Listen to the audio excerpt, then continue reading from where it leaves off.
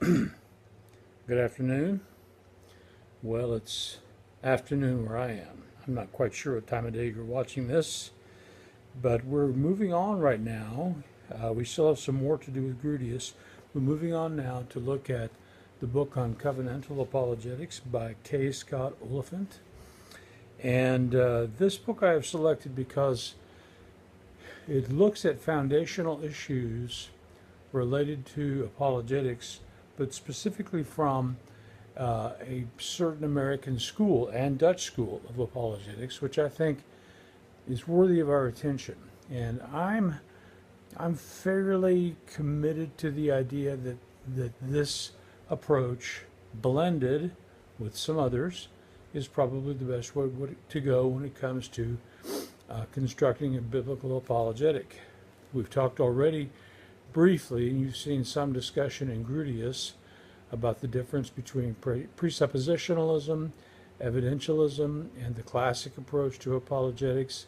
I'm still fairly committed to the classic approach, which I think blends things together, but I like to think that when we approach the classical approach, we approach it from some of the foundational frameworks that were outlaid by Cornelius Van Til, Herman Bavinck, Alexander Kuyper, Herman Dooyeweerd, and so on, people from the Dutch school that eventually, through Van Til, made its way to America. The author of this book, Scott Oliphant, is a professor at Westminster Theological Seminary, and he studied apologetics with Van Til when he was a young man. Van Til taught apologetics at Westminster for 40 years, long time of tenure for any professor, specifically any professor at one particular school. And so that's what we're going to take up here. But what he's trying to do is to show that the language and the conceptual difficulties that are attendant upon Van Tilianism are language problems and conceptual problems that can be overcome. And so I remember reading Van Til when I was probably 22 or 23 years old and thinking to myself, if this is what apologetics is, I'll never get it. Van Til's writing was difficult, is difficult. He moved to America from Holland when he was 10, and although that's young enough still to acquire a good use of English, I think he thought like a Dutch farmer and wrote like an American professor. And somewhere in between there were places where it's sort of difficult to get beyond. A single paragraph in Van Til might assume that you know the material from whole chapters of other writings, and so he gives us sort of distilled Van Tilianism for those of us who are a little weaker in terms of the intellectual market, but especially for those of us who would like to incorporate the right insights without being put off by the language and by the ponderous nature of Van Til's writings. So hopefully you read the introduction. I did not assign that. This sort of gives you the basic approach that he's taking here. And we're looking today at chapter 1, Always Ready, which of course is a concept in apologetics that we've used over and over again. It begins with an opening paragraph from Van Til, laying out what Van Til is attempting to accomplish in his philosophical writings, and specifically his apologetic writings. Van Til wrote on a lot of things, politics, economics, sort of those well-rounded Renaissance intellectuals, you might say.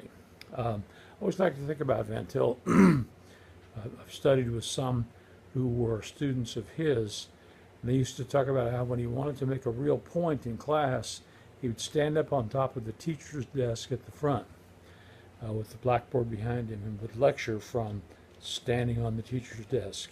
And so I sometimes stand while making these videos, but I haven't yet attempted to stand on the teacher's desk or anything besides the solid floor. So if you look at your outline, I've sort of outlined some of the headings here. What is Christian truth? It talks about principial foundations on page 30, which means that these are the things that we have to consider in order to develop an appropriate biblical apologetics. Talks about how on page 33 people are required to respond to this. I think one of the helpful features of this book is its statement that everyone is in covenant with God, just that not everybody knows it. And some in covenant with God have broken that covenant, don't know, don't necessarily care. And as I read the chapter in light of some other things that I had been writing for a systematic theology class I'm teaching, it occurred to me that if you're like me, I'm just a general guy who has family who are postal workers and fast food restaurateurs, and they work at Walmart and Sam's. I have a niece that is a hairdresser. I have another niece that's a nurse. My son is a supervisor at a chicken processing plant. My oldest daughter does coding for insurance companies. My youngest daughter is a supervisor at a Walmart near Louisville.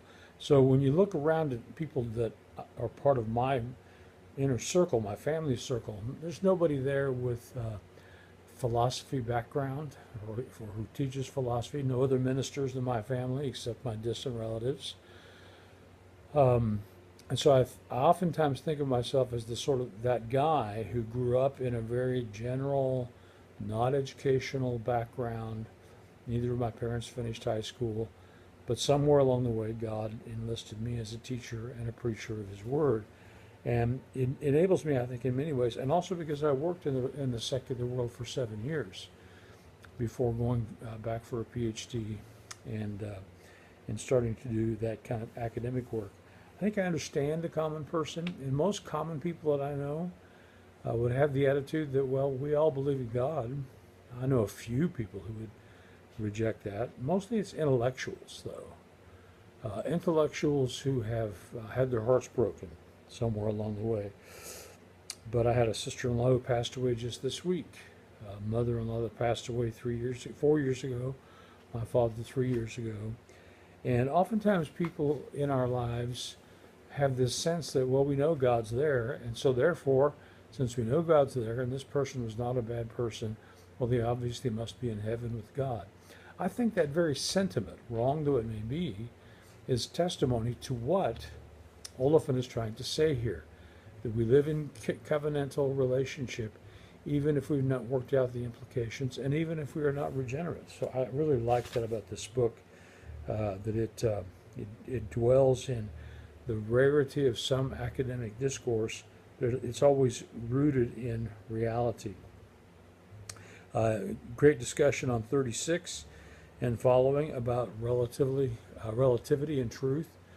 He quotes from Alan Bloom's book, The Closing of the American Mind, that many of us read. First book review I ever wrote for an academic publication was a review on Alan Bloom's book, The Closing of the American Mind, and shows, as Grudius did in our readings in him just this last week, the same sort of understanding that there is no such thing as real relativity when it comes to ethics. People always have some place where they stop. His discussion of covenantal apologetics, beginning on page 38, is a really good introduction to Van Til, boiled down into the language of the average country preacher like me, and perhaps like some of you. And so that's good material. But the primary thing I wanted you to make sure you looked at in this chapter are his 10 tenets. Now, there's nothing remarkable about these 10 tenets. They are obvious to most of us who've spent any time studying theology. Begins on page 47, goes through page 54. But he wants to make it clear that these 10 tenets have to be kept in mind whenever we are doing an intellectual consideration of what apologetics means and what it means to witness to people. And so I hope you'll go through those, read them carefully, read them a couple of times. He has the 10 tenets and a kind of listing at the end of the chapter on page 55. And so you might want to photograph that with your cell phone, keep it close to you, as we work through this book, because those 10 tenets are going to be crucial for the rest of the study. All right, so this is the ending of lecture week 5.3 lecture, and we'll begin to get the other lectures ready for you sooner. I have to apologize to you. I have had an incredibly difficult time in emailing lectures into the office, sometimes taking all night to send one email. I live out in the country, and you've probably seen those commercials on TV. We live way out here, but we can still talk to our grandkids. Well, it's not quite that simple. So I had to upgrade internet, upgrade several things that I don't really understand about my ability to do this, and upgrade some software. So it's going better now, hopefully for the rest of this semester, the next 3 weeks, and for the second class that begins later in April. Everything will go well and smoothly. You'll have everything you need at the beginning of each new week. Commend you to Oliphant. I think it's going to be a helpful study.